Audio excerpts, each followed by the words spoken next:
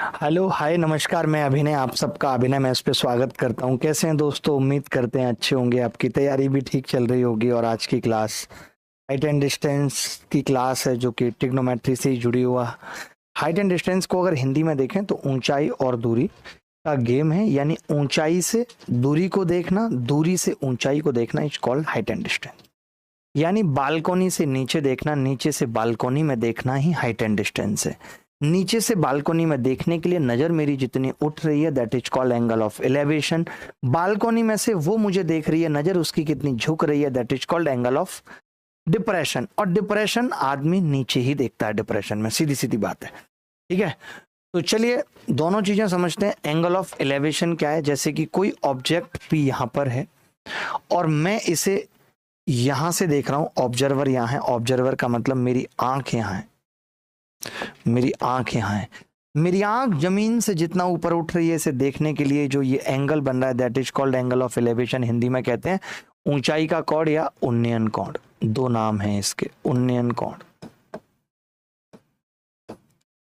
ऊंचाई का कोण या उन्नयन कोण। ठीक है, ये हॉरिजॉन्टल लाइन है, ये लाइन ऑफ ऑब्जर्वेशन है। जिस लाइन में हम चीजों को ऑब्जर्व करते हैं उसे लाइन ऑफ ऑब्जर्वेशन कहते हैं। ठीक है, जब हम ऊपर हैं, ऑब्जर्वर यहाँ है, मेरी आंख यहाँ है, और अब मैं टेंशन में, डिप्रेशन में नीचे देख रहा हूं, तो मेरी नजर जितनी नीचे झुक रही है, that is called angle of depression.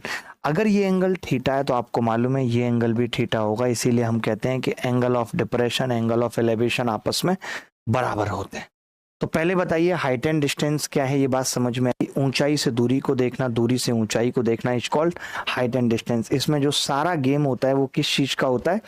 Diagram बनाने का। अगर डायग्राम ठीक तरीके से बन गया तो फिर कुछ भी नहीं है। और जिन लोगों को ट्रिग्नोमेट्रिक रेशियो याद है तो ये चीज और आसान हो जाती है। ठीक है, तो angle of depression, angle of elevation समझ में आ गए, दोनों ही बराबर होते हैं, ये भी बात आपको समझ में आ गई। ठीक है, चलो अब देखिए, हमें कुछ एंगल ऑफ एलिवेशन की जो मान है वो एकदम रटे हुए होने चाहिए। जैसे कि अगर कोई कह दे कि एंगल ऑफ एलिवेशन 30 डिग्री है, या फिर कोई ये कह दे कि एंगल ऑफ डिप्रेशन 30 डिग्री है, बात एक ही है।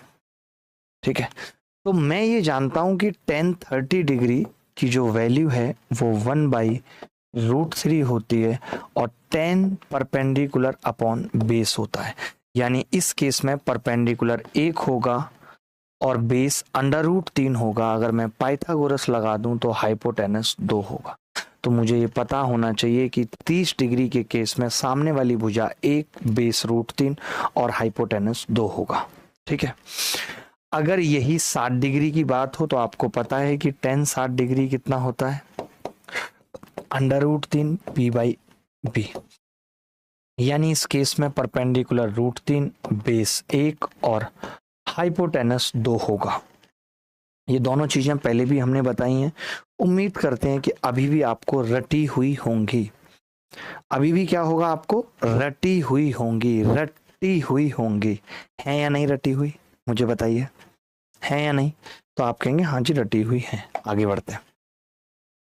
अब बात यहाँ आती है कि अगर ये 45 डिग्री है, अगर ये 45 डिग्री है, ठीक है, तो 45 डिग्री में क्या होता है? अगर ये 45 है तो बेटा ये भी 45 डिग्री होगा। उस केस में ये दोनों बराबर होते हैं। हमने एक एक मान लिया। हम ऐसा भी कह सकते थे tan 45 1 होता है 1/1, तो परपेंडिकुलर बेस दोनों 1 होंगे। तो हाइपोटेनस कितना आ जाएगा? √2। 45 के केस में परपेंडिकुलर 1, बेस 1, हाइपोटेनस √2 होता है। ये आपको याद होगा। अच्छा, tan 15 की डिग्री कितने लोगों को पता है? tan 15 डिग्री कितने के बराबर होता है? तो tan 15 डिग्री बराबर होता है √3 - 1 बटे √3 + 1। हम इसको अगर √3 - 1 से गुणा कर लें तो ये 2 - √3 भी होता है। ये दोनों ही बातें हमें याद रखनी है। जो हमारे काम आएगी वो हम यूज कर लेंगे। क्या ये √3, सॉरी, ये 2 - √3 हो, ये 1 हो। उस केस में ये कितना हो जाएगा? आपने √3 - 1 से गुणा किया तो 2, और √6 - √2 हो जाएगा। ये क्या हो जाएगा? √6 - √2। ठीक है, अच्छा यहीं पे लगे हाथ एक बात और समझ लेते हैं कि अगर ये 15 डिग्री है तो ये 75 डिग्री होगा।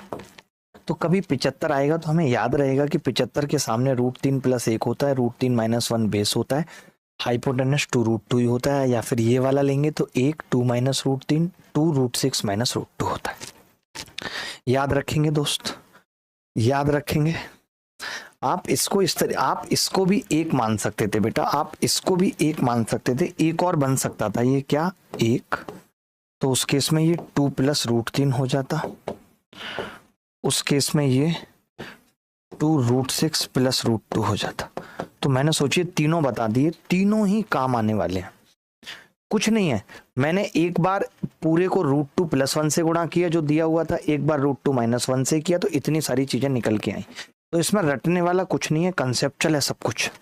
अब हमें एक और चीज समझनी है कि जब इस तरीके के एंगल होते हैं, दो एंगल होते हैं 45 डिग्री 30 डिग्री, तब हम सवालों को कैसे करते हैं, समझना ध्यान से बेटा। जैसे ये 45 डिग्री है, उस केस में हमें पता है कि ये 1 होगा और ये भी 1 होगा। अच्छा, अगर ये 30 डिग्री है तो अगर ये 1 है तो ये पूरा √3 होगा, ये हम पढ़ चुके हैं, ये पढ़ चुके हैं। अगर ये √3 है तो ये 2 होगा बेटा, ये √2 होगा पहले। ये अगर √3 है और ये 1 था तो ये क्या होगा, √3 - 1। तो ये कोई ऐसा रटने वाली चीज नहीं है, ये आप खुद से भी कर सकते हैं, समझ सकते हैं, इसमें कुछ ऐसा खराब नहीं है। देखना, ये 60 डिग्री है और ये 45 डिग्री है, तो ये 60 डिग्री का मतलब ये √3 होगा, ये 1 होगा। ये 45 है तो ये √3, तो फिर पूरा भी √3 होगा, क्योंकि आप जानते हैं 45 पे ये दोनों बराबर होते हैं, बराबर होते हैं। तो ये √3 तो ये तो आ जाएगा भाई, √6 आ जाएगा, ये 2 आ जाएगा, और ये बचा हुआ √3 - 1 होगा। तो कोई नई चीज नहीं है, कोई नई चीज नहीं है।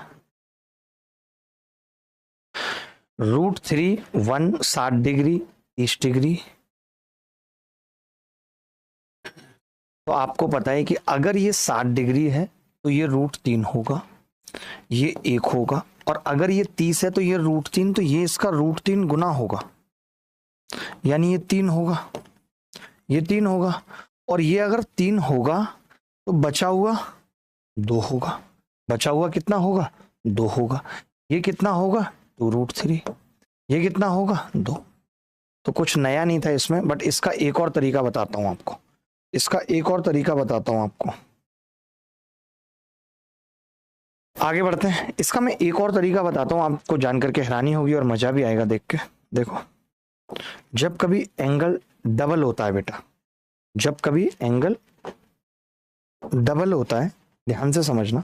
जैसे ये एंगल डबल हो रहा था, डबल हो रहा था या नहीं, आपने कहा हाँ हाँ जी डबल हो रहा है बिल्कुल, तो देखो कुछ करने की जरूरत नहीं थी। हम ये जानते थे कि ये √3 ये 1 तो ये 2 होगा, जानते थे। आप ये जानते हो कि अगर ये 30 डिग्री ये 60 डिग्री इसका एक्सटीरियर एंगल है तो ये भी 30 डिग्री होगा, ये जानते हो कि नहीं, 30 डिग्री होंगे दोनों।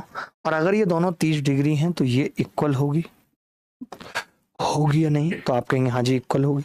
ये 2 है तो ये भी 2 होगी। ये कहीं भी काम करेगा, पता है, जब जब एंगल डबल हो रहा होगा तब तब ये काम करेगा। ये देखो, जैसे ये 15 डिग्री था, अब आप समझना, 15 था और ये 30 था, तो मैं ये कह सकता था कि ये एंगल 15 होगा। अब ये 1 ये √3 तो ये 2 होगा बेटा, ये 15 15 है तो ये इक्वल होगा, तो ये भी कितना होगा, बोलो। ये वाली चीज नोट कर लो, समतल भूमि पर किसी बिंदु P में एक मीनार के शीर्ष का उन्नयन कोण 30 डिग्री है। यदि मीनार 110 √3 मीटर ऊंची है तो मीनार के पास से P की दूरी बताओ। बेसिक सवाल है बहुत, आपका उत्तर आ जाना चाहिए माइक्रो सेकंड में। देखिए, समतल पर किसी बिंदु P में एक मीनार के शीर्ष का उन्नयन कोण, P में एक मीनार के शीर्ष का उन्नयन कोण 30 डिग्री है, 30 डिग्री है। यदि 110 √3 ऊंची है मीनार, ये 110 √3, तो P की दूरी बतानी है मीनार के फुट से, ये P की दूरी बतानी है। ये आपको पता है ये 30 डिग्री है तो ये 1 होगा और ये √3 होगा। अगर 1 की वैल्यू 110 √3 है तो √3 की क्या होगी, 110 √3, गुणा √3 से √3 की गुणा करेंगे तो कितना आ जाएगा 330 मीटर उत्तर आ जाएगा। 330 मीटर उत्तर आ जाएगा। ये इस सवाल का उत्तर है। दिन के किसी समय में 5.4 मीटर ऊंचे पेड़ की 9 मीटर की परछाई बनती है। यदि इसी समय खंबे की परछाई 13.5 मीटर है तो खंबे की ऊंचाई ज्ञात करो। देखिए सवाल में कुछ भी नहीं, इसका मतलब एंगल सेम है। बेसिकली आप ये कह रहे हो कि जी एंगल सेम है, ये देखो सूर्य का उन्नयन कोण सेम है, कहीं यहाँ पे सन होगा तो ये थीटा सेम है। आप कह रहे हो कि जी ये 5.4 मीटर ऊंचा है, 9 मीटर इसकी परछाई है। हम ये कह सकते हैं 9 छक्के 54, 0.6 की गुणा हो रही है उन्नयन कोण के हिसाब से। अब आप कह रहे हो मित्र कि जो परछाई है वो 13.5 मीटर की है, 13.5 मीटर की है, तो मैंने कहा अगर उन्नयन कोण थीटा है तो अभी भी ये इसका 0.6 गुना होगा। तो 2 से गुणा किया 27 दिया 81, 8.1 आ गया। ये इज द करेक्ट आंसर। चौथा नंबर का सवाल है, 6 मीटर लंबाई का एक ऊर्ध्वाधर खंबा धरातल पर 4 मीटर लंबी छाया बनाता है। उसी समय एक मीनार 28 मीटर लंबी छाया बनाती है। मीनार की ऊंचाई ज्ञात कीजिए, क्या होगी। तो देखिए अब मैं कोई चित्र नहीं बनाऊंगा इस सवाल का, आप देखना। ये छाया बनाती है, ठीक है। ये 6 और 4 का गेम है। बेसिकली 4 छाया थी और अब 28 मीटर लंबी छाया है, यानी कि छाया कितने गुना हो गई, अगर रिश्ता देखूं तो 7 गुना हो गई छाया। तो फिर लंबाई भी कितने गुना हो जाएगी, 7 गुना, यानी 42 मीटर उत्तर हो। क्या ऐसे सवालों में चित्र बनाने की जरूरत है? मैं नहीं मानता। किसी दीवार पर झुकी हुई एक सीढ़ी, ध्यान से समझना, किसी दीवार पर झुकी हुई एक सीढ़ी क्षैतिज भूमि के साथ थीटा कोण बनाती है जो इस प्रकार है कि साइन थीटा 12/13। किसी दीवार पर, ये रही दीवार, झुकी हुई सीढ़ी, ये रही सीढ़ी, कितना कोण बना रही है, थीटा कोण बना रही है। साइन थीटा क्या होता है आप बताओ मुझे। तो आप कहेंगे परपेंडिकुलर अपॉन हाइपोटेनस। पाइथागोरस लगा दूं तो ये महाराज कितने आ जाएंगे, 5 आ जाएंगे। 5 12 13 ट्रिपलेट होता है। यदि सीढ़ी का तल दीवार से 75 मीटर की दूरी पर है, कोरिया का बच्चा बता सकता है कि ये 5 की दूरी दे रखी है, वैल्यू दे रखी है 75 मीटर, 1 की 15 है। तो इन्होंने पूछा है कि उस बिंदु की ऊंचाई जहां सीढ़ी का शीर्ष भाग दीवार को स्पर्श करता है, इस 12 की वैल्यू पूछी है। 12 को अगर 15 से गुणा करें तो कितना आएगा, 75 मीटर है, 7.5 मीटर है दोस्त, 1.5 से गुणा हो रही है। तो इसको 1.5 से करेंगे तो कितना आ जाएगा, 18 मीटर, क्योंकि वैसे 12 को 15 से 180 आता है, अभी 18 आ जाएगा। क्या मुश्किल हुई इस सवाल को करने में, मैं पूछना चाहता हूं। आगे बढ़ते हैं। 7 यूपीएससी सीडीएस 2024 में सवाल आया है। देखिए कॉम्प्लीमेंट्री वाला सिस्टम एक बार बता देता हूं, फिर कभी दिक्कत नहीं आएगी कि कॉम्प्लीमेंट्री का सीन क्या होता है। 2 तरीके से चीजें कॉम्प्लीमेंट्री होती हैं। एक ये ऊंचाई h और ये, ठीक है, थीटा, और ये 90 माइनस थीटा। ये मान लेते हैं दूरी x है पहले वाले बिंदु की, ये बिंदु A है, और दूसरा वाला बिंदु B है जिसकी दूरी y है। आप मुझे बताओ अगर ये दोनों कॉम्प्लीमेंट्री है, 90 माइनस थीटा है, तो ये वापस थीटा हो जाएगा। मैंने एक बार इस ट्राइंगल में tan थीटा लगाया तो आपने कहा h/y आ रहा है। मैंने इस ट्राइंगल में tan थीटा लगाया तो आपने कहा x/h आ रहा है, क्योंकि अब इस थीटा के लिए परपेंडिकुलर ये हो जाएगा। यहां से मैं कह सकता हूं h² बराबर xy, h बराबर √xy। ये कह सकता हूं h बराबर क्या कह सकता हूं, √xy। ठीक है, क्लियर है ये बात। किसी को कोई डाउट है तो बता दो। फिर मैंने ये टावर बनाई, ये बनाया बेटा, और ऐसे मिला दिया। ये थीटा, ये 90 माइनस थीटा, ये h और ये x मान लो, और ये y है, ये बिंदु B है, ये A। ऐसे भी बन सकता है। सेम करना है इसमें भी, ये थीटा हो जाएगा, और आप अगर टेन थीटा लगाते हो दोनों में तो h बटे वाई, टेन थीटा x बटे h, h बराबर अंडर रूट एक्स वाई आ जाएगा, h बराबर अंडर रूट एक्स वाई आ जाएगा। अब ये सवाल था यूपीएससी सीडीएस में आया, 6 मीटर ऊंची एक मीनार के आधार से x मीटर और x प्लस 5 मीटर दूरी पर स्थित दो बिंदु A और B से मीनार के शीर्ष के उन्नयन कोण पूरक हैं। अब देखिए मुझे डायरेक्ट पता है तो मैं कोई चित्र नहीं बनाऊंगा, मुझे पता है कि भैया h स्क्वायर और उन दोनों बिंदुओं की दूरी होती है, बात खत्म। आपको पता है कि ये 6 का स्क्वायर है और दोनों बिंदुओं की दूरी x और x प्लस 6 है या नहीं? तो आपने कहा 6 36 बराबर x और x प्लस 6। अब कोरिया का बच्चा बताएगा कि x का मान क्या हो सकता है, x प्लस 5 है, सॉरी। अब कोरिया का बच्चा बता सकता है ये 9 चौक 36 हो सकता है और उसके लिए x को 4 लेना पड़ेगा, और ये इसका उत्तर है सवाल का। ऑप्शन से भी जा सकते थे, कोई चित्र बनाने की जरूरत नहीं है, कोई चित्र बनाने की जरूरत नहीं है, कुछ भी करने की जरूरत नहीं है इस सवाल में, है तो बताओ। चलिए अब ये बहुत बेसिक सवाल है, इसे होमवर्क में दे रहा हूँ, RW में दे रहा हूँ, अपने आप से करेंगे। ये सवाल देख लीजिए, सीजीएल टीयर 1 2023 में आया है तो फर्ज बनता है हमारा ऐसा सवाल करना ताकि एक आइडिया रहे। दूरी पर खड़ा एक व्यक्ति 1000 मीटर ऊंची एक इमारत को देख रहा है। A person standing at a distance looks at a building having a height of 1000 metre. The angle between the top of the building and the ground is 30 degree. The angle between the top of the building and the ground is 30 degree. At what approximate distance is the person standing away from the building. कमाल हो गया भाई, दूरी पर खड़ा एक व्यक्ति 1000 metre ऊंची मीनार को देख रहा है, 1000 मीटर ऊंची मीनार को देख रहा है। इमारत के शीर्ष और जमीन के बीच का कोण, इमारत के शीर्ष और जमीन के बीच का कोण ऐसे लिख सकते हो, horizontal. The angle between the top of the building and the ground, 30 degree की बात है, ये 30 डिग्री है, मतलब टॉप का कोण यहां से या तो ये कर लो ग्राउंड से ऐसे 30 तो भी ये 30 आएगा, ठीक है। इमारत से दूर खड़ा व्यक्ति लगभग कितनी दूरी पर है ये बताना है। आप अच्छे से जानते हो कि ये 1 होता है तो ये √3 होता है जिसकी वैल्यू होती है 1.732।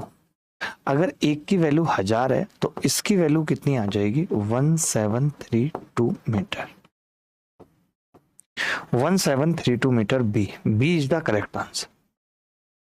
एक गार्ड एक दुश्मन नाव का निरीक्षण करता है, वाह, दुश्मन नाव का, और जो समुद्र तल से 108 मीटर की ऊंचाई पर एक पर्यवेक्षक टावर से 60 डिग्री के अवसाद के कोण पर होता है। अवसाद, वाह, एंगल ऑफ डिप्रेशन को अवसाद लेकर अवनमन होता है, अवसाद वो डिप्रेशन है। टावर के पैर से नाव की दूरी का पता बताना है क्या है। एक गार्ड एक दुश्मन नाव का निरीक्षण करता है जो समुद्र तल से 108 मीटर की ऊंचाई पर पर्यवेक्षक टावर से, ये पर्यवेक्षक टावर है, ऑब्जर्वर यहां बैठा है। अब इसका एंगल ऑफ डिप्रेशन 60 डिग्री है, ये 60 डिग्री है, तो ये कितना होगा, ये भी 60 डिग्री होगा। टावर के पैर से नाप की दूरी का पता लगाना है क्या होगी, टावर के पैर से नाप की दूरी का पता लगाना है क्या होगी, ठीक है। जो समुद्र तल से 108 मीटर की ऊंचाई पर है, ये 108 मीटर की ऊंचाई पर है। पूछा क्या गया है, टावर के पैर से नाप की दूरी ये पूछिए। आपको पता है कि ये √3 होगी, ये 1 होगी। √3 की वैल्यू अगर ये है तो 1 की 108 बटे √3। मैंने क्या किया, ऊपर नीचे गुणा कर लिया √3 से। √3 कट जाएगा कितनी बार इससे, 3 या 9, 3 6 18 36, तो ये कितनी आ गई दूरी, 36√3। क्या ऑप्शन में है, तो आप कहेंगे हाँ जी डी ऑप्शन है, ये उत्तर है। आसान सवाल पूछ रहा हूं ताकि आपका दिमाग खुले, अब नहीं पूछूंगा, बहुत हो गया। एक जलती हुई मोमबत्ती की लंबाई का उसकी छाया से अनुपात इतना है, प्रकाश के स्रोत से उन्नयन कोण बताइए। कोरिया का बच्चा कर लेगा RW। एक सीढ़ी दीवार के सहारे खड़ी है, सीढ़ी और दीवार के बीच का कोण 45, RW।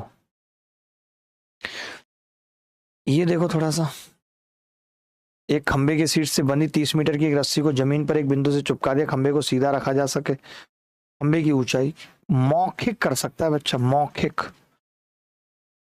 ये देख लो पोल टूट गया है, टूटने वाला कर लो आपने, एक भी टूटने वाला नहीं करा, और इसका शीर्ष जमीन के साथ 30 डिग्री का कोण बना देता है। ये 30 डिग्री का कोण बना रहा है टूट के। मान लेते हैं कि ये बी था, ए था, तो ये बी वापस इधर आ गया है और ये सी है। अब पोस्ट के आधार से 20 मीटर की दूरी पर जमीन को छूता है, ये 20 मीटर की दूरी है। अब ये पूछ रहा है कि टेलीग्राफ पोस्ट की ऊंचाई क्या है। मैं ये कह रहा हूं अगर ये 30 था तो ये 1 था, ये √3 था, ये 2 था, ये भी 2 था। हम ये कह सकते हैं कि √3 की वैल्यू हमें दे रखी थी और हमें 1 + 2 3 की वैल्यू निकालनी। अब आप ही बताइए, अगर √3 की वैल्यू 20 मीटर है, 3 की निकालनी है, √3 से गुणा कर दिया तो 3 की कितनी आ गई, 20 √3 मीटर। कह सकते हैं हम 20 √3 मीटर। टूटे हुए पेड़ का शीर्ष पेड़ की जड़ से 45 मीटर दूरी पर 60 डिग्री के कोण पे भूमि को स्पर्श करता है। पेड़ की कुल ऊंचाई, अब ये थोड़ा सा ना कैलकुलेटिव सवाल है, बस इसीलिए इस सवाल को करके बता रहे, जरूरत नहीं थी। देखिए अब यहाँ पे भी यही सेम स्थितियां हैं, लेकिन एंगल 60 डिग्री है, तो हम कह सकते हैं कि ये √3, ये 2 और ये 1 होगा। अब ये 2 तो ये भी 2 होगा। तो आपसे पूछ क्या रहा है सवाल में, आपसे सवाल में पूछ रहा है कि पेड़ की कुल ऊंचाई, जहां 1 की वैल्यू 45 मीटर दे रखी है। अगर 1 की वैल्यू 45 मीटर है तो 2 की मैं 90 मीटर बता सकता हूं। तो जो भी है उत्तर 90 से बड़ा होगा। सारे ऑप्शन ही है। अब √3 की भी निकालनी है, तो हमने कहा √3 की कैसे निकलेगी, तो आपने कहा 1.73 दे रखा है, तो 45 गुणा 1.73। तो आप समझना, देखो लगभग 2 के आसपास है, 90 90 180, 200 से उत्तर कम होगा। अब कितना कम होगा, तो आपको पता है कि ये 200 से कितना कम है, लगभग 0.3 कम है। 0.3 को अगर मैं 45 से गुणा करूं तो कुरिया का बच्चा बता देगा जी 13.5। 45 थी, कितना होता है 13.5। तो मैंने कहा कि अगर ये 2 होता तो उत्तर 180 होता, 2 होता तो उत्तर 180 होता, 45 दूनी 90 90, लेकिन ये 180 से 13.5 लगभग कम होगा, तो 167.85 उत्तर आ जाएगा। आपको कैलकुलेशन तो देखनी पड़ेगी, किससे क्या कम है, नहीं है, ज्यादा है, ये सब चीजें आपको समझनी पड़ेंगी, बिना इनके बात नहीं बनेगी। देखिए समतल भूमि पर खड़ी मीनार की छाया की लंबाई 10 मीटर तक बढ़ जाती है जब सूर्य की ऊंचाई 45 डिग्री से 30 डिग्री तक बदल जाती है। देखिए पहले जब ये 45 डिग्री थी उन्नयन कोण, तब ऊंचाई बस इतनी सी थी। अब इधर चलने पे तो कोण कम होता है, तो जैसे ही 30 डिग्री हुई छाया बढ़ गई। छाया कौन सी, ये बढ़ गई। हमने पढ़ा था अगर ये 45 है तो भैया ये 1, ये 1 और ये पूरा √3, तो बचा हुआ √3 - 1। हमने पढ़ा, अच्छे से पढ़ा था हमने, यानी तो छाया कितनी बढ़ी आप मुझे बताइए। तो आप कहेंगे जी छाया बढ़ी √3 - 1, जिसकी वैल्यू 10 मीटर है। आपसे टावर की ऊंचाई 1 की वैल्यू पूछ रहा है, कुरिया का बच्चा भी निकाल सकता है 1 की वैल्यू क्या होगी, 10/√3 - 1। अगर हम रेशनलाइज कर दें, ऊपर नीचे √3 + 1 से गुणा कर दें, तो क्या आ जाएगी वैल्यू 1 की। आप कहेंगे जी 10 और √3 + 1 और नीचे 2, यानी कि 5 और √3 + 1, ये उत्तर आ जाएगा। ऑप्शन में है डी ऑप्शन। कहीं कोई तकलीफ है तो मुझे बताओ। एक इमारत के शीर्ष पर एक पोस्टर लगा है, एक व्यक्ति इमारत से 50 मीटर की दूरी पर जमीन पर खड़ा है। पोस्टर के ऊपरी और पोस्टर के निचले सिरे के उन्नयन कोण 45 और 60 है। पोस्टर की ऊंचाई का 200% कितना है। A poster is on top of a building. एक पोस्टर एक बिल्डिंग के टॉप पर, और एक व्यक्ति इमारत से 50 मीटर की ऊंची दूरी पर जमीन पर खड़ा है। पोस्टर के ऊपरी और पोस्टर के निचले सिरे, यानी पोस्टर जो है ना वो नॉर्मल नहीं है, स्त्री 2 का पोस्टर है। इतनी बाहियात मूवी का पोस्टर है और लोग कह रहे हैं कि बहुत अच्छी है, बहुत अच्छी। क्या है अच्छा उसमें, है समय खराब करने के अलावा कोई बात नहीं। उदय कंट्रोल 30 डिग्री एंगल है, ये 45 डिग्री एंगल है, 45 डिग्री एंगल है। पोस्टर की ऊंचाई मीटर में ये बतानी थी, बस बता देंगे। ये 50 मीटर है ऑलरेडी 50 मीटर है। दोस्त ना रहा। देखिए अगर ये 30 डिग्री है तो मैं ये कहूंगा कि ये 1 और ये √3 होगा, पढ़ा है मैंने। और अगर ये 45 डिग्री है तो ये दूरी और ये पूरी दूरी बराबर होगी, यानी कि ये √3 होगा। मैं आपसे पूछूं कि अब पोस्टर कितना बचा व्हाइट कलर से, तो आप कहेंगे पोस्टर बचा जी अब √3 - 1, √3 - 1 बचा। हम ये कह रहे हैं कि जो √3 की वैल्यू है वो है 50 मीटर। 1 की कितनी होगी? 50/√3। हमें पूछी इसकी वैल्यू है बेटा, तो 50 ब्रैकेट में √3 - 1 और बटे √3, यही है। अब आप कहेंगे कि जी इसको सॉल्व कैसे करें, तो भैया इसको भी आपको √3 से ऊपर नीचे गुणा करना पड़ेगा। तो ये 50 ब्रैकेट में 3 - √3 बटे 3, ये उत्तर सी आंसर। लेकिन इसका 200% पूछा है। ओहो, यही तो मैं जानना चाह रहा था कि तुम लोग गलती करोगे ये वाली या नहीं, तुमने कर दी। इसका 200% पूछा है। 200% का मतलब होता है कोई चीज 100 और 200 यानी दुगना पूछा है इसका। क्या पूछा है? दुगना। दुगना कैसे निकलेगा? डी डबल है। मान लीजिए ए और बी एक ही आधार वाले 2 मीनार हैं, ए और बी 2 मीनार है, ठीक है। उनके पैरों को मिलाने वाली रेखा के मध्य बिंदु, इनके पैरों को, ये ए मीनार है और ये बी, इनके पैरों को मिलाने वाली रेखा के मध्य बिंदु यानी इस पॉइंट से ए और बी के शीर्ष के उन्नयन कोण यानी ये 30 डिग्री और ये 45 डिग्री, ठीक है। ए और बी की ऊंचाइयों का अनुपात क्या है ये बताना है। ए और बी के ऊंचाइयों का अनुपात क्या है ये बताना है।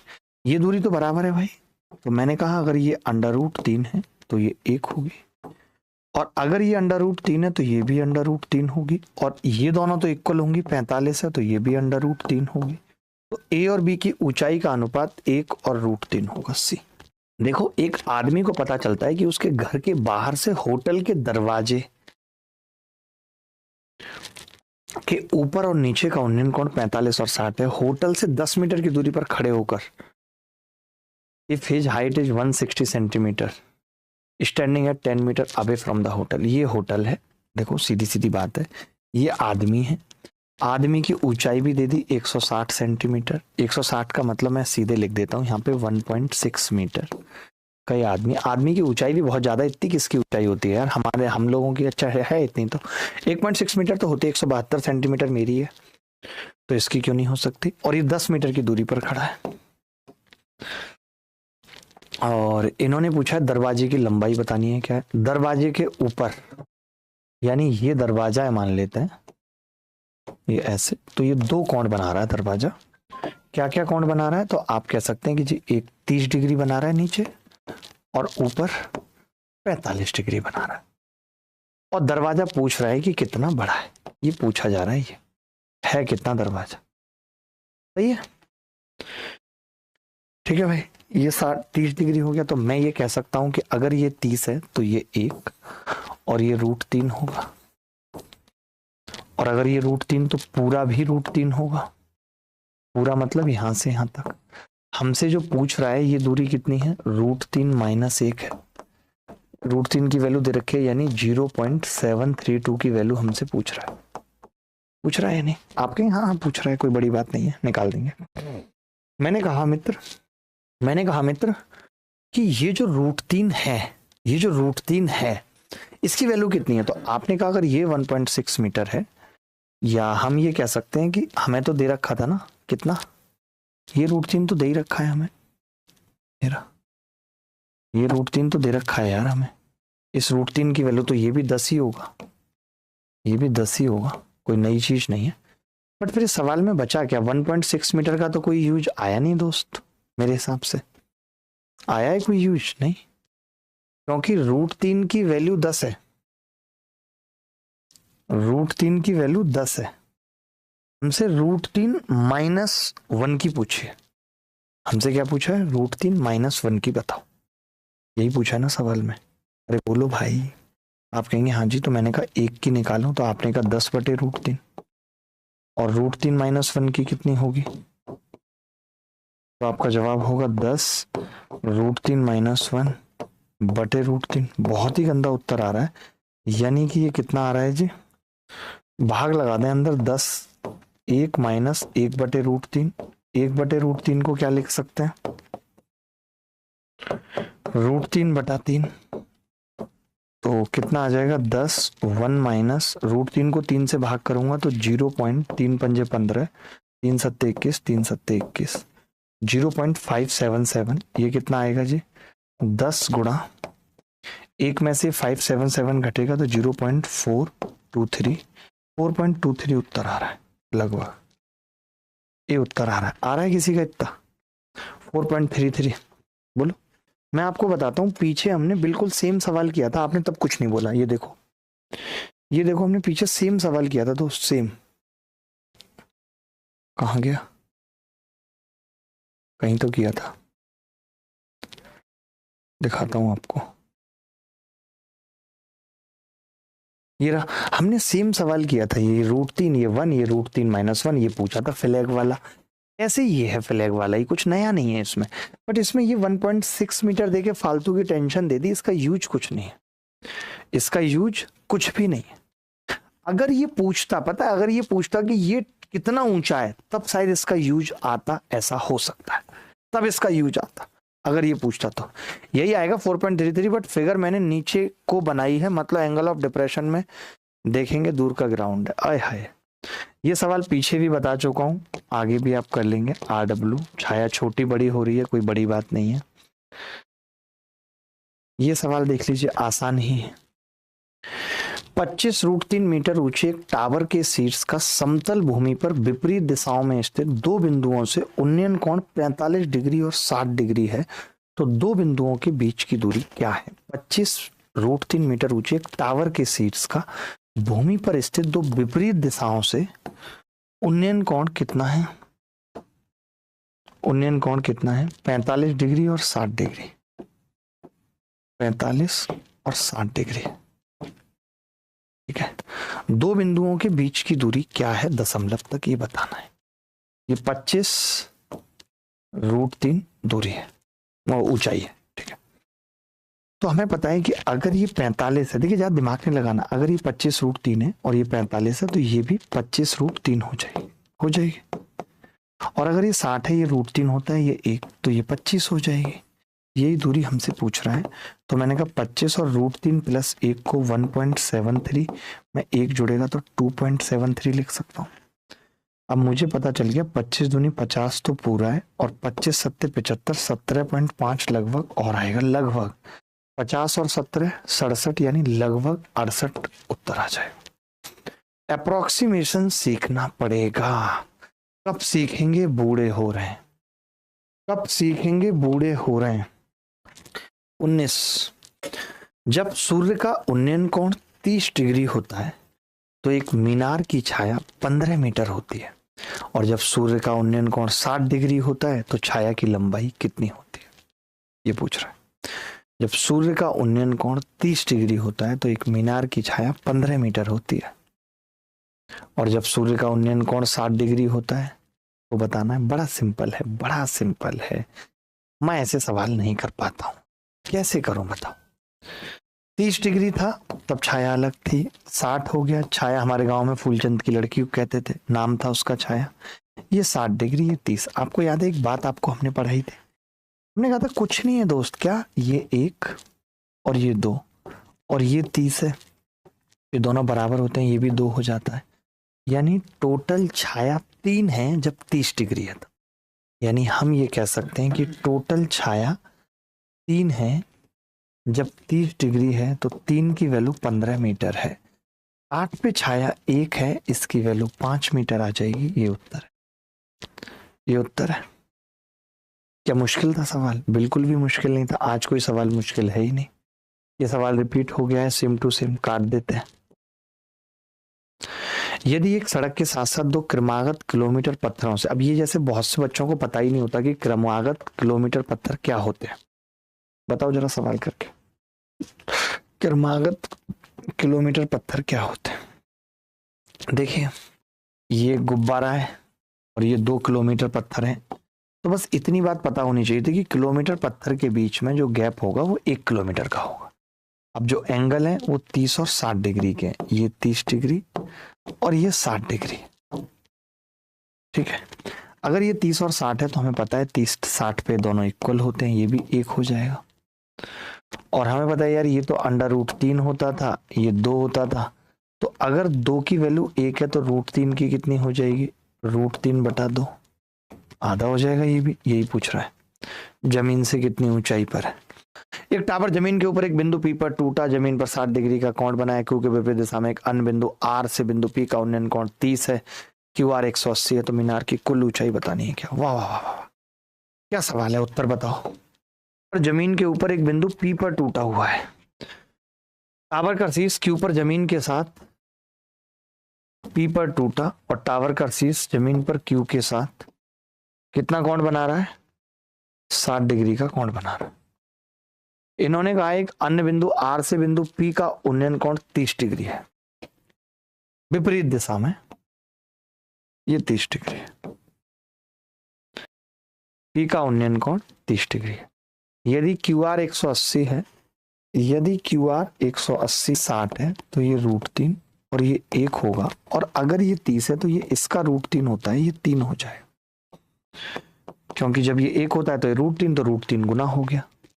हमसे क्या पूछ रहा है सवाल में, मीनार की कुल ऊंचाई, ये √3 और ये 1, तो बेटा ये 2 होगा और ये भी 2 होगा, यानी मीनार की जो ऊंचाई है वो 2 + √3 का मल्टीपल होगी। मैंने डी सीधे बता दिया, बट चाहो तो निकाल लो।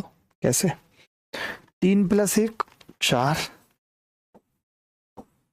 4 की वैल्यू सवाल में 180 मीटर दे रखे, 1 की कितनी होगी 45 मीटर, 2 + √3 की 45, 2 + √3, बात खत्म हो गई। बोलो कहीं तकलीफ है तो बताओ। ये सवाल पीछे भी आ गया है, तो ऐसा सेम सवाल अब मैं नहीं मानता कि करने की जरूरत है, फिर भी आप कर लेना। RW में वहां पे 45 और 30 था, यहाँ पे 30 और 60 है।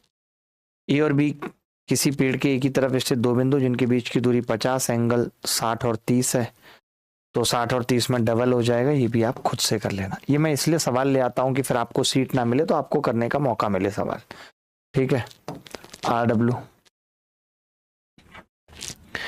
देखिए एक व्यक्ति एक मॉल के पास सड़क पर खड़ा था, एक व्यक्ति एक मॉल के पास सड़क पर खड़ा था, ठीक है। वह मॉल से 1215 मीटर की दूरी पर था, ये मॉल है, और एक व्यक्ति मॉल से 1215 मीटर की दूरी सड़क से मॉल की चोटी को इस तरह देखने में सक्षम था कि एक पेड़ की चोटी और उसके और मॉल के बीच में है, बिल्कुल ऊपर के दृश्य के अनुरूप थी। यानी वो ऐसे देख रहा है और ये पेड़ है, इसको ये पेड़ की चोटी भी दिख रही है, ये पेड़ है, ये मॉल है और ये मैन है, बंदा है, ठीक है। इसको ऐसे दिख रही है चोटी, बिल्कुल ऊपर था। पेड़ की ऊंचाई 20 मीटर थी, 20 मीटर। मॉल से 1215 मीटर की दूरी थी इसकी, ठीक है। और यह है उससे 60 मीटर दूर है पेड़, उससे यानी आदमी से 60 मीटर की दूरी पर पेड़ है, ठीक है। अब इन्होंने कहा है कि मॉल कितना लंबा है ये बताना है, और टोटल दूरी कितनी है 1215 मीटर। अच्छा सवाल है, करा आपने, सोच पाए आप, अच्छा सवाल है, पेपर में आया हुआ सवाल है। मैंने ये लाइन खींच दी यहाँ पे, ये लाइन मैंने यहाँ पे खींच दी, 1215 20 मीटर, ठीक है, ये 60 मीटर।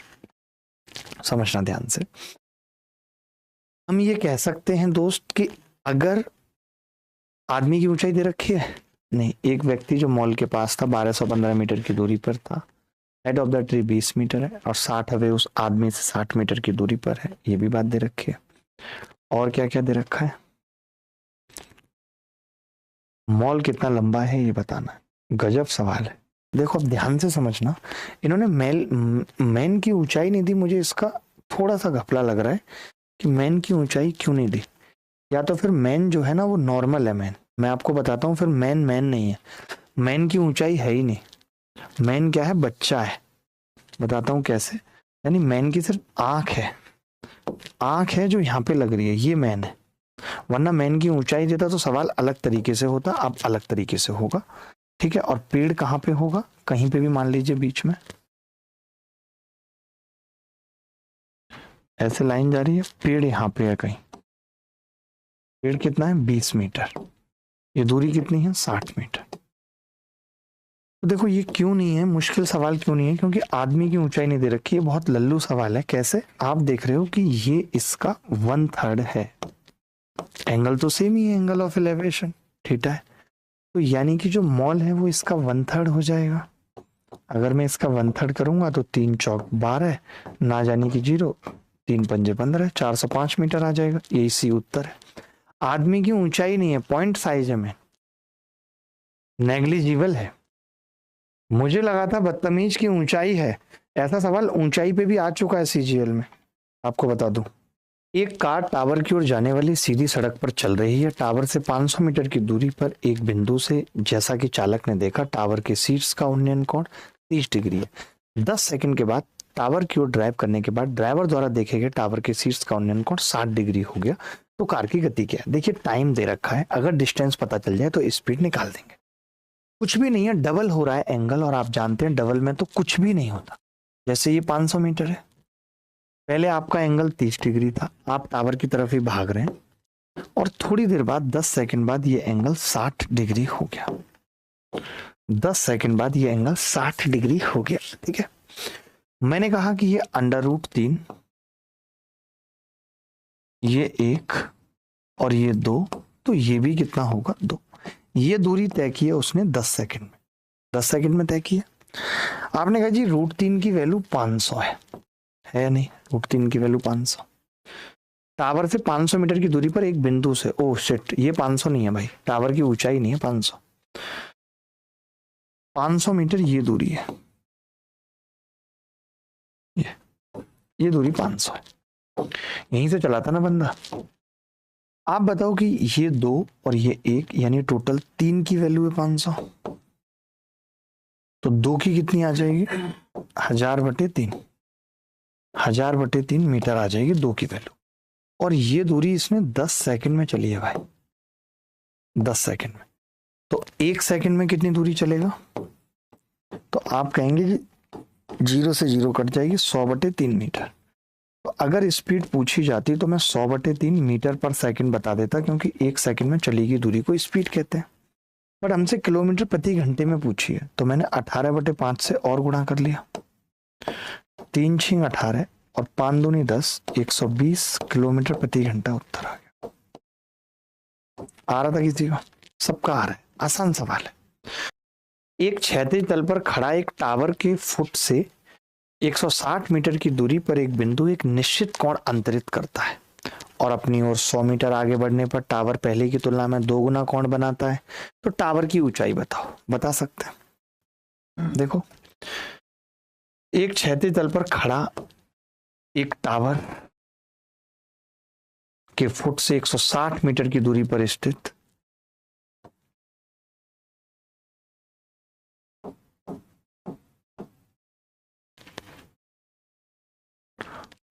थीटा कोण बना रहा है। आपने कहा कि जी ये 100 मीटर चला, 100 मीटर चला, दूरी कितनी बची? 60 मीटर, एंगल कितना हो गया? 2θ हो गया। आपको मालूम है अगर एंगल डबल हो रहा है बेटा, तो ये 100, तो ये भी 100 होगी। अगर ये 6, ये 10, तो ये 8, यानी 1 0 एक्स्ट्रा है, तो ये 80 मीटर होगी। ये उत्तर है। 6 8 10 का ट्रिपलेट लगा दिया। एक 6 फीट लंबा आदमी पाता है कि 24 फीट ऊंचे स्तंभ के शीर्ष का उन्नयन कोण उसके आधार का अवनमन कोण पूरक है। खंबे और आदमी के बीच की दूरी क्या है? बड़ा ही प्यारा सवाल है, देखते हैं। 6 फीट लंबा आदमी, ये रहा 6 फीट लंबा आदमी, हम नहीं है 6 फीट लंबे। 24 फीट ऊंचे खंबे के शीर्ष का उन्नयन कोण, ये रहा, और उसके फुट का अवनमन कोण की स्थिति क्या है? आप कहेंगे कि जी इसकी स्थिति है, यहां से अगर ये थीटा है तो ये 90 - θ है। ये बोला हुआ है, खुद बोला हुआ है अवनमन कोण पूरक है। अगर ये 90 माइनस थीटा है तो ये वापस थीटा हो जाएगा बेटा, है नहीं बोलो, हो जाएगा। खंबे और आदमी के बीच की दूरी ये x पूछिए आपसे, ये कितना है भाई 24 है। अगर ये पूरा 24 तो ये 18 हो गया। तो क्या मैं वही जो आपको सिखाया था tan थीटा लेना, आप ले सकते हैं। दोनों ट्राइंगल में tan थीटा ये x है, तो आप कहेंगे tan थीटा 18/x है। मैंने कहा इस ट्राइंगल में tan थीटा, तो आपने कहा x/6 है, तो x कितना आ गया 6√3 आ गया। 6√3 का मतलब 6 गुणा 1.73273 मान लो, 17 छिक्के 102, लगभग सी आ जाएगा, लगभग सी आ जाएगा भाई। क्यों 17 छिक्के 102, क्या दिक्कत है, 6 तिया 18, कैसे कह सकते हो आप, बड़े ही गलत आदमी हो। इतना एक खंबे के आधार से 75 मीटर 48 मीटर दूरी पर स्थित दो बिंदुओं से उनके उन्नयन कोण क्रमशः अल्फा और बीटा हैं। यदि अल्फा और बीटा पूरक हैं तो टावर की ऊंचाई क्या होगी, ये बताना है। टावर की ऊंचाई मुझे पता है, ऐसे केस में कोई चित्र बनाने की जरूरत नहीं है। h बराबर √75 गुणा 48, इसमें भी 3 कॉमन है, इसमें भी 3 ले आए, इसमें 25 बचा उसका 5 कॉमन है, 48 में 3 के बाद 16 उसका 4 ले आए, 4 तिया 12 में 5 60 मीटर उत्तर। क्या सोचने की जरूरत थी, नहीं थी, बिल्कुल भी थी, बिल्कुल भी नहीं थी, किसी भी एंगल से थी, नहीं थी। दो पोस्ट x मीटर दूर हैं और एक की ऊंचाई दूसरी की ऊंचाई से दुगनी है। यदि उनके पैरों को मिलाने वाली रेखा के मध्य बिंदु से एक प्रेक्षक अपने शीर्षों के कोणीय उन्नयन कोण पूरक पाता है। देखिए अब एक की ऊंचाई h और एक की ऊंचाई 2h है और दूरी दोनों बराबर है, दोनों दूरी बराबर है। एक दूरी xy2 और दूसरी भी xy2, आधी आधी है, आधी आधी है। कॉमन सेंस लगाओ, खुद बोला है ना, दोनों के बीच की दूरी x, तो जिस बिंदु से देख रहे हैं वो xy2, तो जो दूरी xy होती थी तो हम xy कर देते थे, और ये h² होती थी, लेकिन यहाँ डबल है तो h × 2h, तो मैंने देखा h² यहाँ से कितना आ गया x²/8। छोटा पोस्ट जो है वो x/2√2 होगा, बड़ा पोस्ट था तो x/√2 आ जाता। 33, एक मीनार के शीर्ष से इसके एक ही तरफ जमीन पर दो वस्तुओं के अवनमन कोण 60 और 30 डिग्री पाए जाते हैं। वस्तुओं के बीच की दूरी 400√3 मीटर है। मीनार की ऊंचाई बतानी है, क्या होगी। आसान सवाल है, तो अभी के लिए विदा लेता हूँ। ख्याल रखिएगा, खुश रहिएगा।